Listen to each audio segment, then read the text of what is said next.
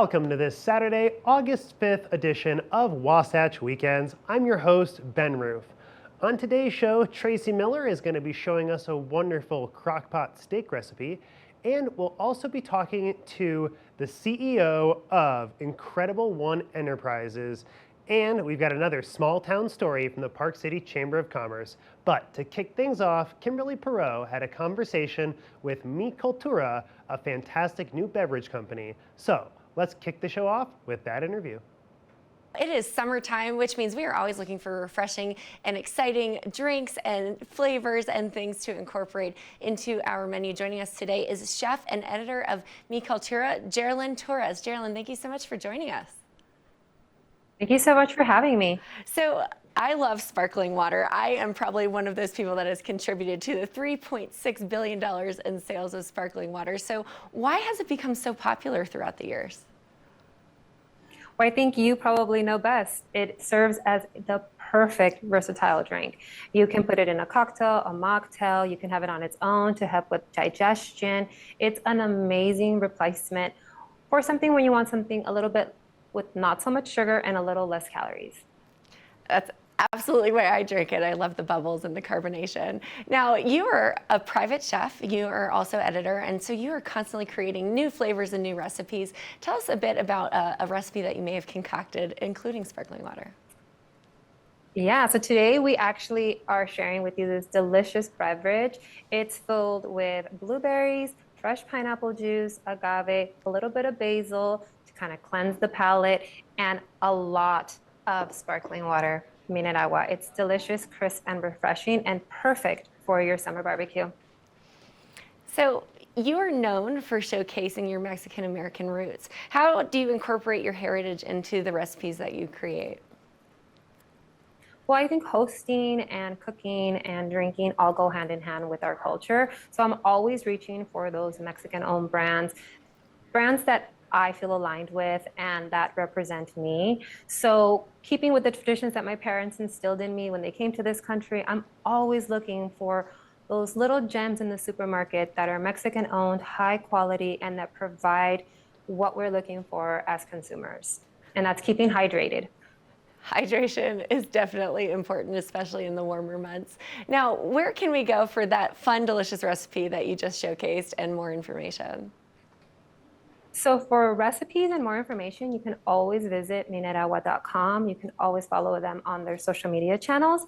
You can find them at Minerawa. To follow me, you can look for me on Instagram at @ChefLynn Well, Geraldine, thank you so much for sharing those fun tips and tricks and recipes. I cannot wait to go home and try that delicious looking cocktail later today. We appreciate all of the knowledge and the fun things that you are sharing to help elevate our palates.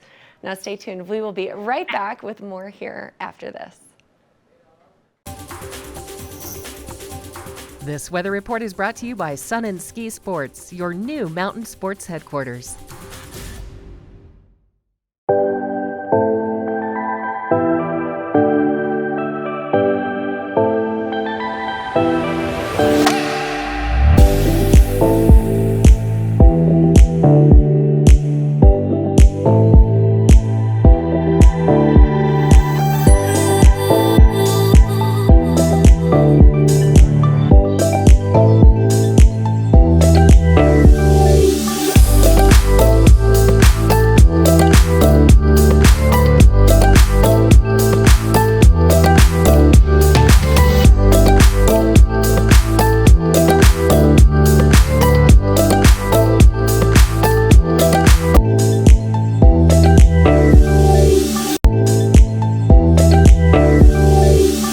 Welcome back to Wasatch Weekends. Tracy Miller of Colorful Cooking has a fantastic recipe for the crock-pot to show us, something about tri-tip steak and some delicious veggies. So let's take a look.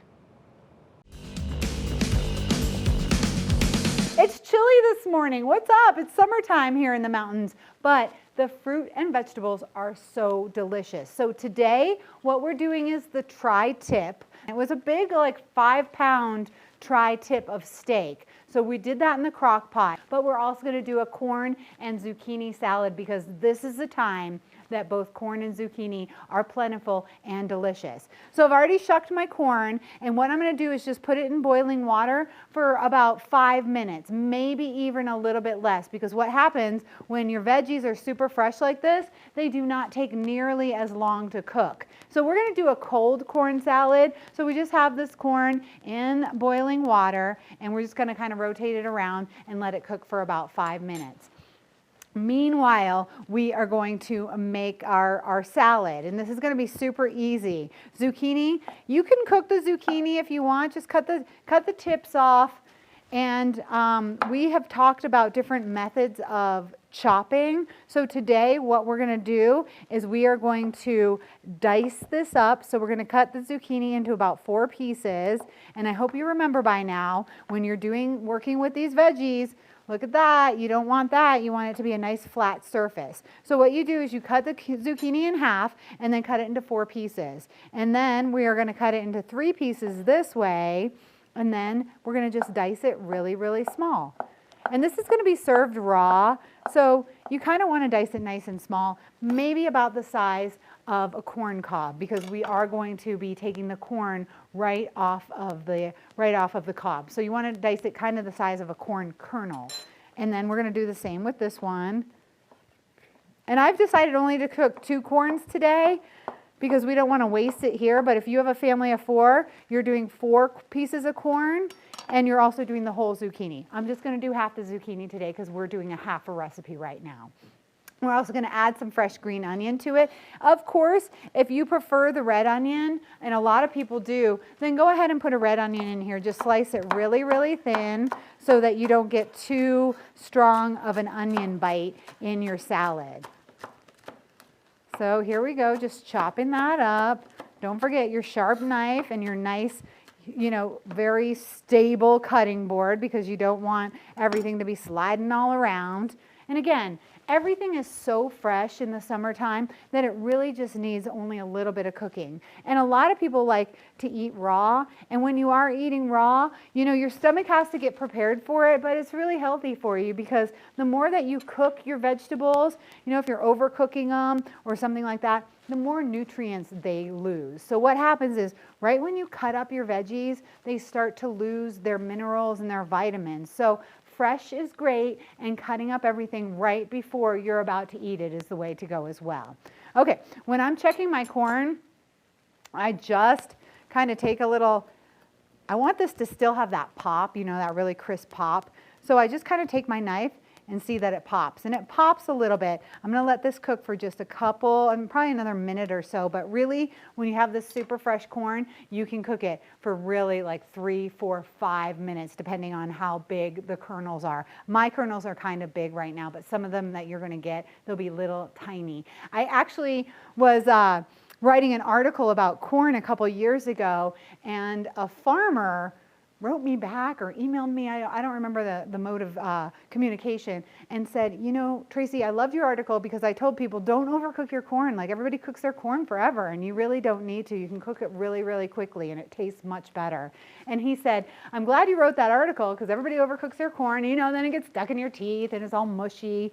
And he said, I sometimes, when I'm out at the farm, I check the corn, and he just pulls the husk off and eats it right there raw, right off of where it's growing. So just know that it's true. You don't have to cook your corn that long. So what I'm going to do now is I'm going to put this hot corn into a bath of cold water. It's called blanching, and you do it with your veggies if you want to cool them off very quickly, and if you want them to maintain their beautiful color. So a lot of times when you are like putting veggies on a veggie platter, you have broccoli or something like that, and you want it to be nice and green, you'll blanch it. You put it in boiling water, you boil it, and then you put it in ice cold water, and that's called blanching, and it's a great way just to maintain the color of your veggies and kind of keep them looking really pretty. And this is going to be a cold salad, so if you're heading out on a picnic or something like that, then you can take this with you.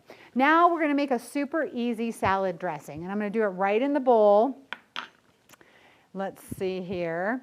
Our salad dressing is going to be a creamy one, because we have a kind of a fatty cut of meat, so we're going to cut it a little bit with a cream. And whenever I make salad dressings that are creamy based. I do a mixture of mayonnaise and sour cream. If you just do mayonnaise, you kind of get a strong mayonnaise flavor, but if you mix some of that sour cream in there, equal parts, it's what we call cutting the flavor of the mayonnaise. So I'm just gonna do equal parts, about a tablespoon of each. You're gonna do 2 tablespoons because you're doubling up your recipe. So I have a tablespoon of mayonnaise, and then a tablespoon of sour cream, and really, I can put sour cream on anything. It's one of my favorites. So we have those, and we're also going to add a little bit of olive oil as well, just about a tablespoon of olive oil, because we just want a little more juice to it. And of course, salt and pepper. We'll add that. And then we want something acidic. So we're going to add some fresh lime juice to that. And whenever you're making a salad dressing, you typically want something nice and acidic in there, because that's going to, once again, cut the harsh flavors of the creamy dressing that we have.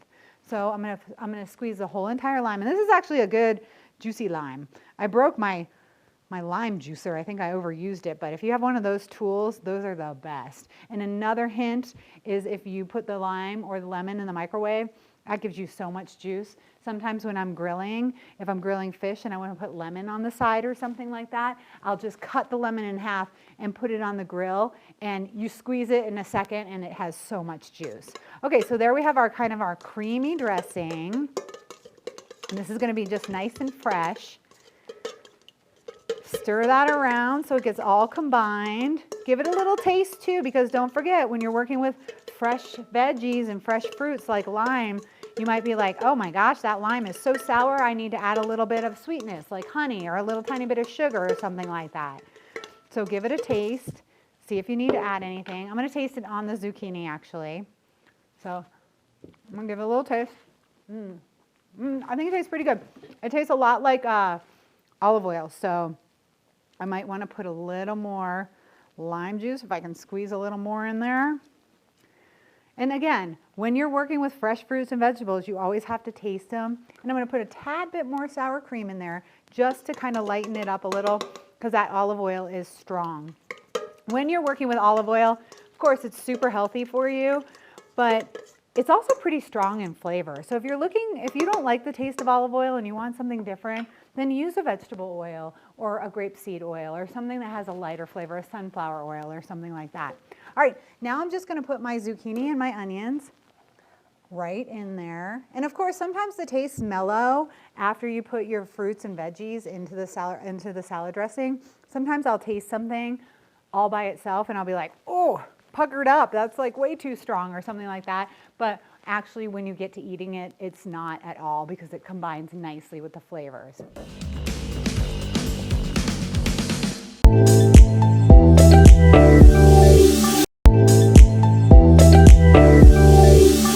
Welcome back to Wasatch Weekends. The Park City Chamber of Commerce has been putting together some fantastic small town stories for us, and this upcoming one is about a company called Stardust Sustainables, and they focus on eliminating plastics here in Park City.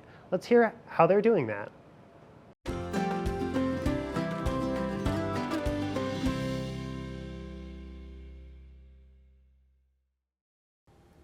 Welcome to Small Town Stories, sponsored by the Park City Chamber. Today we have Peter Murray here, president of Stardust Sustainables.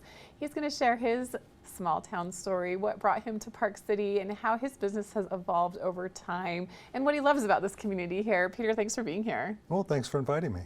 Excited to talk about your company. I know that started somewhat recently, about 5 years ago, but before we get into that, tell me what originally brought you to Park City.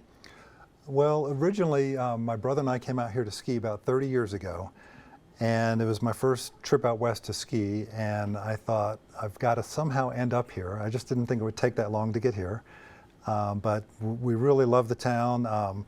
Then my wife and I came out and visited once during the summer, and we thought, oh, we've got to somehow move to Park City, and so we came here about 5 years ago, and we came from Virginia, and it was about a 4-day drive across the country.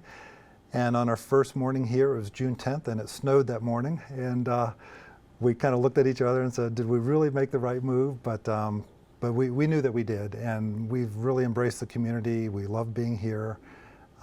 We've gotten involved in a lot of different things, and and it's been perfect for us. Coming on June 10th and seeing snow, that definitely is a great memory, a great way to be introduced to Park City, and pretty typical, actually. Yes. And the town has changed and evolved quite a bit from when you came 30 years ago, of course, to where it is today. What do you still love about it? It still has a small town feel to it, and you know, we see growth everywhere. When we came from Virginia, there was a lot of growth there. And so even though it has grown a lot here, it's still got a lot of small town charm, and people are just so involved in the community. We see friends everywhere we go, whether it's the grocery store, church, or out on a bike ride. It's fun to feel that sense of a small town. And when you made that decision to move from Virginia to Park City, it was a huge life change and shift, not only moving across the country, but also for your career and what you had done in the past, which led to this company. What were you doing in Virginia that really has made a huge difference and really influenced what you're doing now? I had a landscape company, and I originally had a degree in horticulture from Virginia Tech, and had this landscape company for many years, and it was really a lot of fun. I enjoyed going to work every day. It was very creative. I loved working with my employees, loved working with my clients, loved working on heavy equipment sometimes, but there was always something fun and engaging about it. I loved going to work every day. But then, it got to a certain point where the business had grown a lot. The employees were really all running it very well, and it was a good time for me to step out. And so I talked to my general manager, who'd been with me for over 20 years, and I said, I think it's time for me to go. Are you ready to take over? And she said yes. And so she took over, and the company's done very well since I've left. But then I came out here, and I was still looking for something new to do, some new challenge. Wanted it to be something that would be beneficial for the earth, and so I started Stardust. What was that moment when you knew that you wanted to start this company and start something specifically targeting plastic bags and being more eco-conscious and sustainable? Do you remember when you had that idea? Yeah, I remember distinctly. I was actually sitting on my porch, and I'd been here about a week, and I was reading an article in the paper about 100 billion plastic bags are produced every year in the U.S., and that just floored me. I couldn't believe it, and so then that was the moment that I knew I wanted to do something, that I had to do something, and we can't control how they package our ketchup and how they package different food items that we buy, but we can control how we carry our groceries home. And so to me, it was sort of a low-hanging fruit, something that everybody could embrace and get involved in. And so this was born, this company, Stardust, was born. And a lot of the idea for your bag came from your background in landscaping. Tell me about that. Well, historically, the main product that this is made out of is jute, which is what burlap is made out of. And the Egyptians had been using jute for 2,000 years. Rope had been made out of it for almost that long. And it has so many nice qualities. It's so strong, it's flexible, it can get wet. But as I know from the landscape business, we used to dig trees, and when we would wrap the root balls in burlap, the burlap was extremely strong. You could lift a couple 1,000-pound root ball with it. But once you planted that in the ground, you knew that within a couple months that would totally biodegrade, decompose, the roots would be able to grow right through it, and that was the end of it. So I knew it was an earth-friendly product to begin with. And then it became a great material to use for these bags. Exactly. So tell me about what happened from that moment. You got the idea, you knew a material that would work well for this, to where you are today. It's evolved quite a bit. A lot of challenges and obstacles have been in your way, but really it's been very successful. Tell us about the beginning and how it's evolved. Well, we started with a bunch of prototypes of different types of fabrics. I really thought bamboo might be one of our fabrics that we would end up using, but there's something about bamboo when it gets processed that actually makes it very weak, and so those were bags that tore apart very easily. And so then my next thought was, well, jute has got to be one of the top choices too. And this was one of our first prototype bags that we did. And this was straight jute, which is also known as burlap. And what we didn't like about the straight burlap was that it's fairly coarse material. And so what we ended up doing was adding a little bit of cotton to the mix. And then we got a much smoother product. And this was one of our very first bags that we started to sell. We sold this for a few years, and then we decided to start branding things for Park City. And this has always been one of our most popular bags here. And then we realized, well, Park City, they're selling very well. And we had some people down in Salt Lake who said, hey, can you start doing some things for us? And so this is one of our new bags here, Love Where You Live, Utah. And so this has been a very popular seller also. Well, now we've got people in other areas like Colorado who said, hey, can you do bags for us? So now we have Colorado branded bags. And then this is our newest bag that we've just gotten these in, and these actually have our label on them. So we really have started to create a Stardust brand that we hope will be recognized throughout the country. Which brings us to this bag here. And we want to have a bag that we can sell anywhere in the country, not just Park City or Utah or Colorado. So that's sort of the progression that we've had. And just exponential growth. But I want to make sure to mention that your bags are washable, and also they can be composted when they're very strong, and it's very likely they'll last many, many years. But in the event that kind of been worn through, they can be compostable, which is very important. Yeah, you can either put them in a compost pile or you can just bury them right in the soil, and in 9 weeks there's nothing left. So very unusual. I feel like there's not another bag quite like this on the market. No, there's not. The only thing that's close is a cotton bag. And the problem with cotton or canvas is that it has a lot of the same qualities, but to produce the cotton for one bag takes about 400 gallons of water.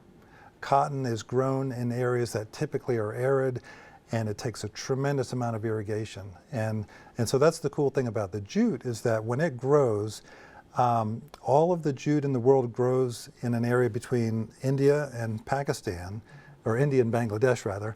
And so it's a very moist area, so there's no irrigation involved, it's all natural rainfall. It grows without any fertilizer, no pesticides. And it actually gives off oxygen and absorbs CO2 more efficiently than trees. And of course, there's no plastic in these bags at all. No plastic at all. Where can we find the bags, whether we're here in Park City or wherever we live across the country, across the world? They are at the market. They are at both fresh markets here in town. They are at Atticus. They're at a number of stores throughout town. And you can find them on our website at stardust.earth. And we welcome everybody to try them out, and we're also looking for ideas. If people in other parts of the country have some ideas of some things that they think would work in their region, we'd love to hear from them. And my last question for you is, having moved to Park City for the skiing, then you started a business here, from production to graphic to design to being able to have a brand that will be known nationwide, what has been the best part of being here and doing this all in Park City? I think one of the biggest payoffs is walking around town and seeing people using the bags. If I go into the grocery store or the farmer's market, Park City Market, the bank, even the pickleball courts, I see people carrying our bags everywhere. And so I know it's working, and I know our town has really embraced this. And one of the things is our town has a zero waste goal, and the Chamber of Commerce now is talking about sustainable tourism. And so I think this is one of the key elements for sustainable tourism, is to invite people to our town and have them see us all carrying the reusable bags, and kind of giving them the message that we care about our town, we care about our environment, and we want you to care about it as well. Absolutely. Well, so very well said. Thank you so much, Peter, for being here today. Loved hearing your small town story. We're very grateful Stardust is here and for the difference that you're making within the environment and within our community. So thank you for your time. Oh, thanks. It's been a pleasure. We'll be back with more right here, right after this.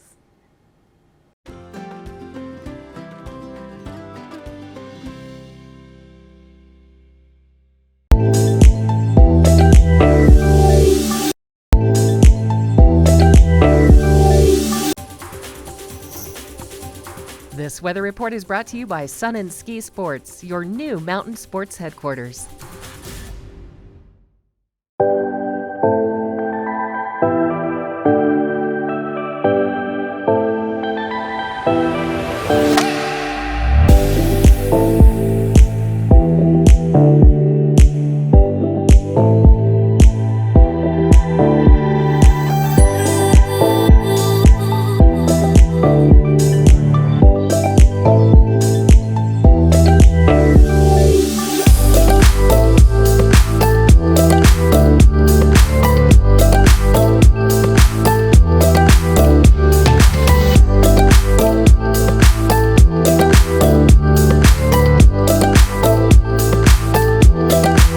Welcome back to Wasatch Weekends. Tracy Miller has been putting together a fantastic tri-tip steak recipe in the crock pot.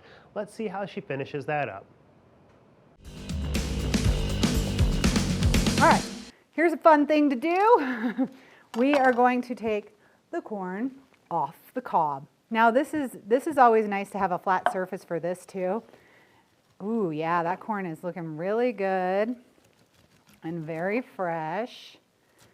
We're just going to do this. Some people say they like to put their corn like in a bundt cake container where you can like stick the corn cob in there and then the corn just falls into the bundt cake. That's high maintenance for me, but if you're a newbie at getting the corn off the cob, that might be something you'd like to do.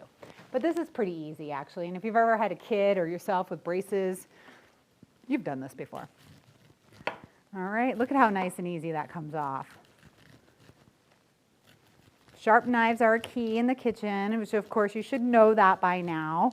Blanching is always really nice to do when you're working with fresh fruits and vegetables if you want to cook them and then keep them cold after. All righty, so now we have our corn. I'm just going to put that right there and break it up a little. Zucchini and corn salad. And I'm actually going to add a Roma tomato to this as well so I can give it a nice shot of color. And tomatoes, all this stuff is just super delicious and fresh right now. So the Romas are actually really good. Romas are nice because they're kind of hardy and they can last, you know, you can find them throughout the year. Oh, now I have corn all over me. The corn does go flying. Okay, so we're going to cut the Roma again, just like we cut it.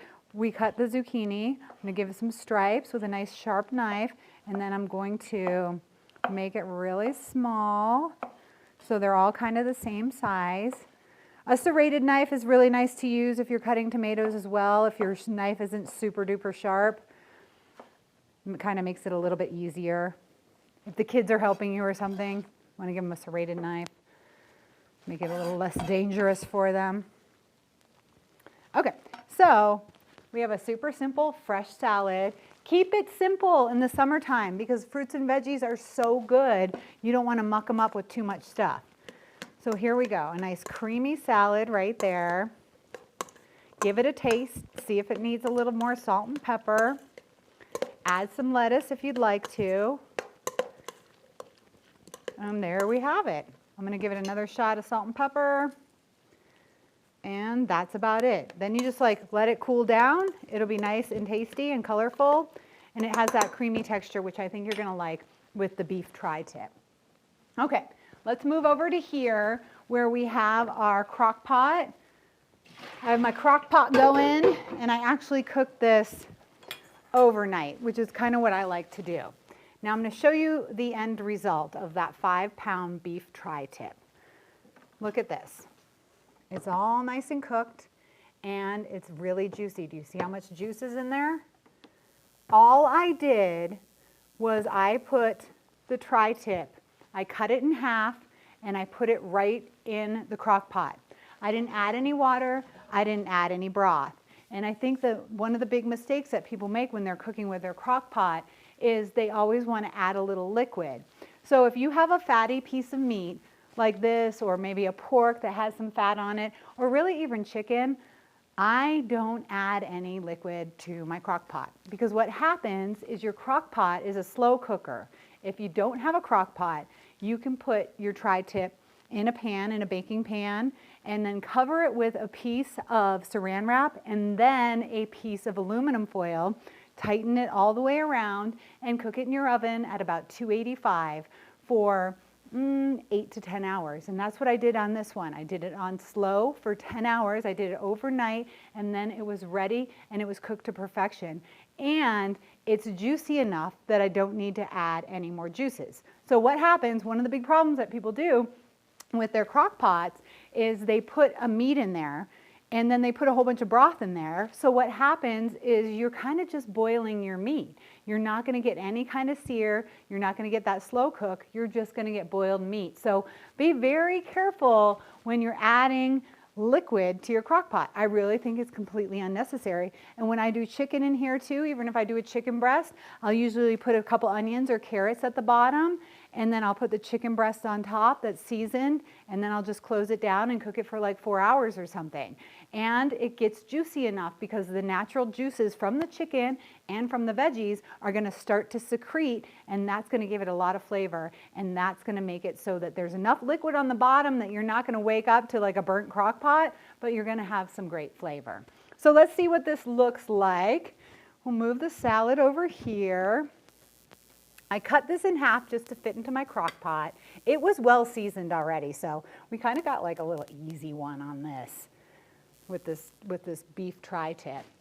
Okay, and here we go. Definitely a little oily, which is why I wanted to do like a creamy sauce. And now let's see.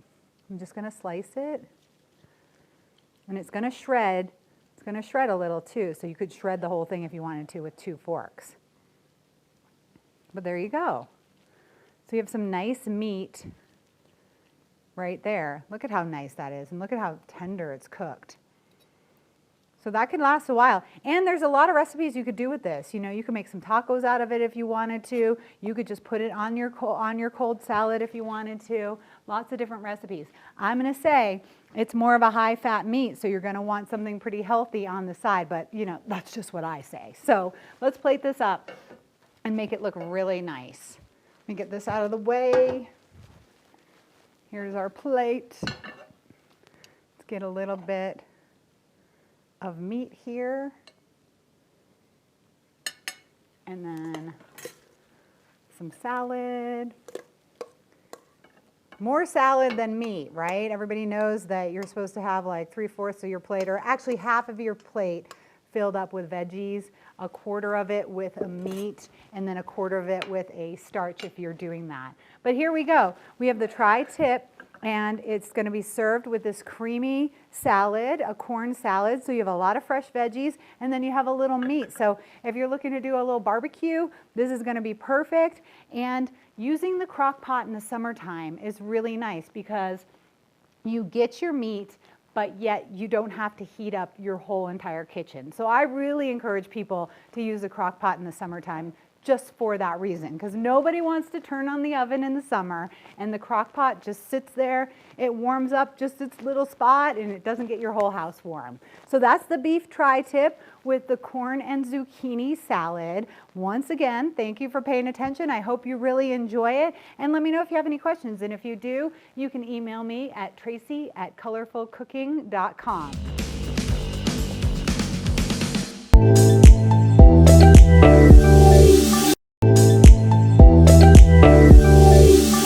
Welcome back to Wasatch Weekends. Incredible One Enterprises is a fantastic business that has some wonderful things to offer all of their customers, and Dr. Darnielle Harmon joined us a little while ago to talk about all things Incredible One Enterprises. Let's take a listen.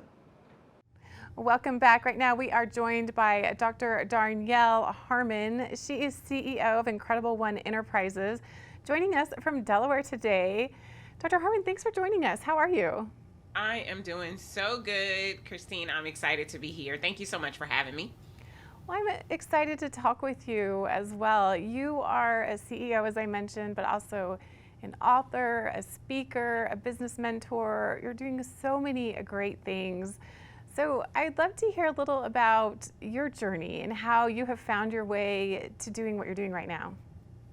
Absolutely. Interestingly, the way that I've been explaining my journey these past few days has been about going from being bankrupt to bankable. My company just hit the Inc. 5000 list, which I'm so excited about.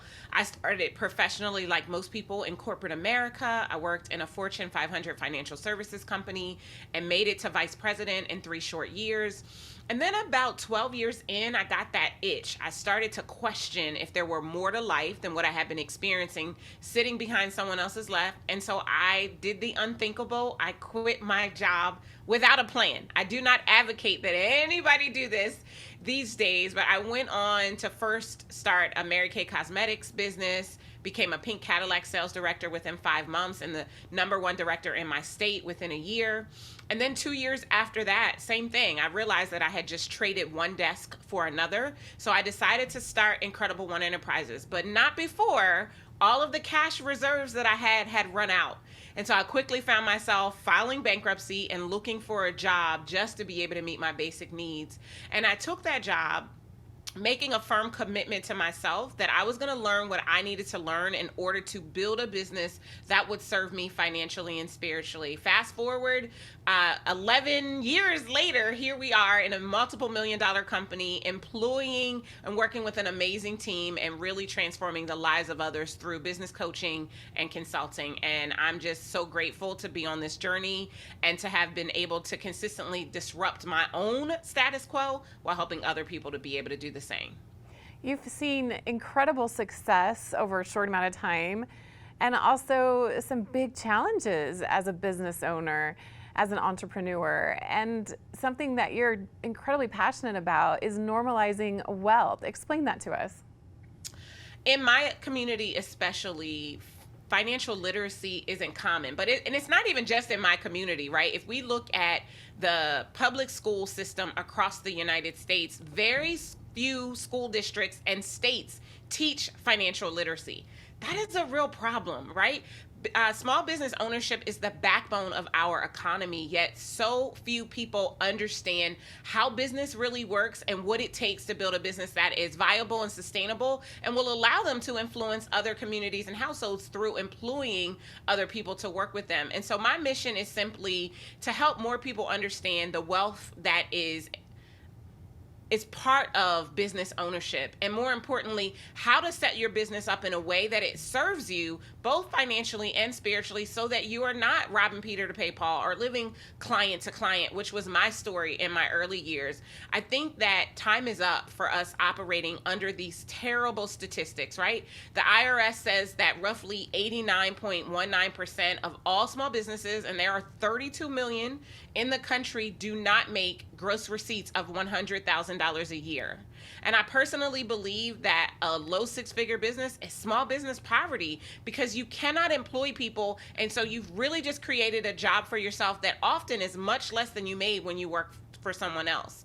And so part of my work is really to change the statistics and help people to understand that they have everything that they need right now in order to build a business that is going to pay them well and allow them to build a team so that we can continue to influence this economy. Small business is not going anywhere. It's going to continue to exist, and we have a tremendous opportunity to improve those statistics. Additionally, I'm really troubled by the recent statistic that came out from the American Express that says that the largest growing population of business is Black women-owned business.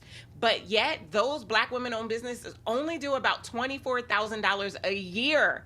There is no way that you can contribute to a household and live well enough in this country at $24,000 a year.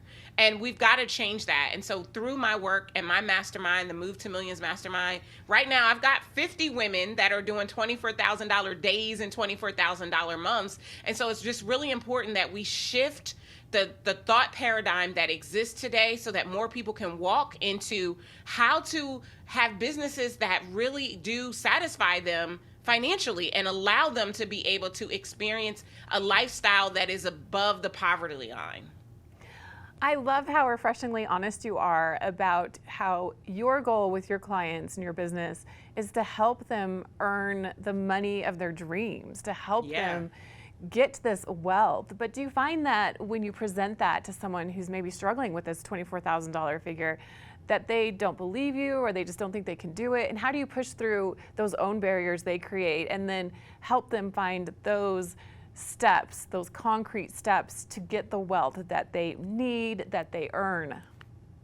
Yeah, so we've absolutely bumped up against the personal thought or paradigm that there's no way that they could charge that much for what they're doing. And what we find often is that when we see that, it's because the entrepreneur is still operating inside of an employee's mindset.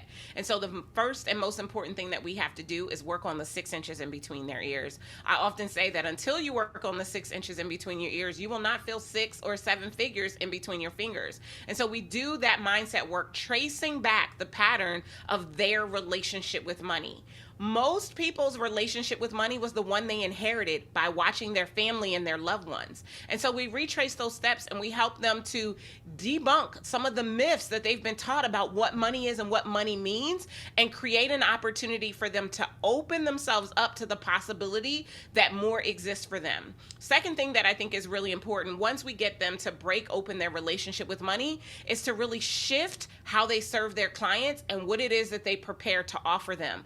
I believe that people will pay you more for the right package that has been positioned well than you think. And so part of our job as a coaching team is to help our clients to understand their value, and their value over even just the next 3 to 5 to 10 years is typically so much more than they're charging, because they're thinking in this by the hour mentality instead of recognizing that they are really going to solve a problem that their most ideal clients have not been successful at solving on their own. So helping them and supporting them around the mindsets that need to change, open them up to the possibility that we can make some shifts in their strategy and how they're showing up in their business.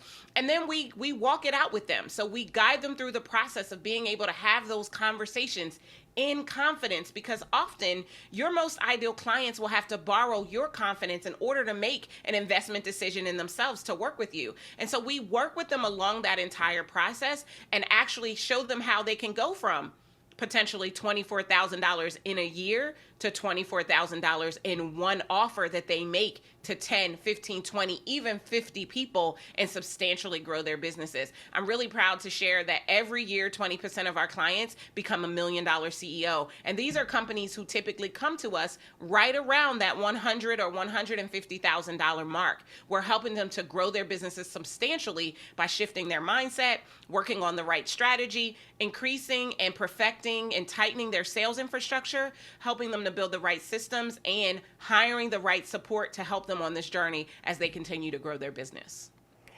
So when you help them change their mindset and work on gaining that confidence and getting into that wealth space, is it a little more doable for them to face the challenges that are beyond their control that inevitably come? Oh, absolutely. I think that the way that you respond to what happens is probably one of the biggest shifts that needs to be made. But the cool thing about working with us inside of our programs is that we're on the journey with our clients. Like, we really have this desire to do life with them, to be part of their lives. They're not just a number, right? They're not just people who happened to once upon a time. Like, we are really building relationship so that we can support them. Because let's be clear, being a CEO of a company is not easy. It is not sunshine and rainbows every single day of the week. But when you're in the right community and you have the support, the edification, and the stick-to-itness, as well as the strategy of what to do, and someone to be able to help you to evaluate the ebbs and the flows that go along with business, it makes it so much easier. So we're really big into making sure that we create an environment and a community where they can get that support that they need, so that no matter what's popping up inside of their businesses, they never feel alone and they never feel like they have to conquer the challenge by themselves. Our team is fully equipped to be able to support them in every possible way, and they're able to take these lessons that we teach them, sometimes in just the nick of time when something serious is going on, and they retain it so that they can remember the next time that it happens, right? You know, no one ever said that having your own business was going to be a walk in the park, but what I can assure you is that the walk that you make in the park will be extremely rewarding when you're inside of the right community designed to really support you fully, with people who've walked a mile in the shoes that you are endeavoring to wear, who've already seen some of the dips, the ebbs and the flows that you are now experiencing, and can guide you through that process. Darnyelle, we could keep on going. I'm so inspired by everything that you are talking about. How can we get more information about you and your business? Absolutely.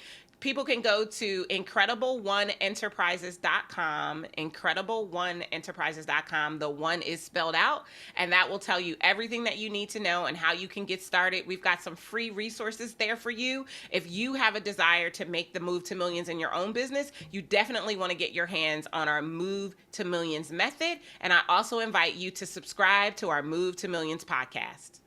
Well, Dr. Darnielle Harmon, absolute pleasure getting to know you. Really appreciate all of this information you've given our viewers today and inspiration as well. So thank you for your time. We'll be back with more right after this.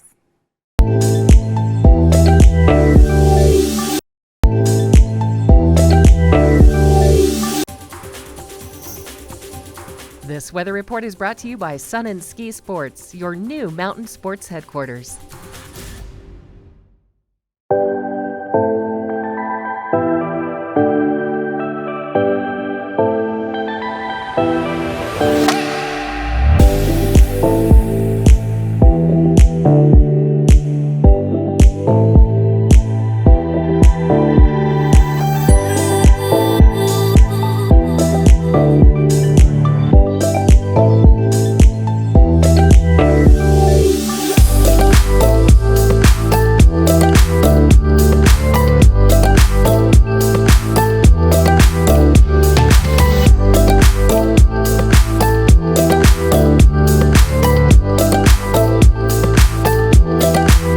Thank you so much for joining us for a special 1-hour Saturday edition of Wasatch Weekends. It's August 4th. I'm your host, Ben Roof. Don't forget to catch us tomorrow where we'll be talking all things reality TV. Until then, this is Wasatch Weekends, and we will see you next time. Naked and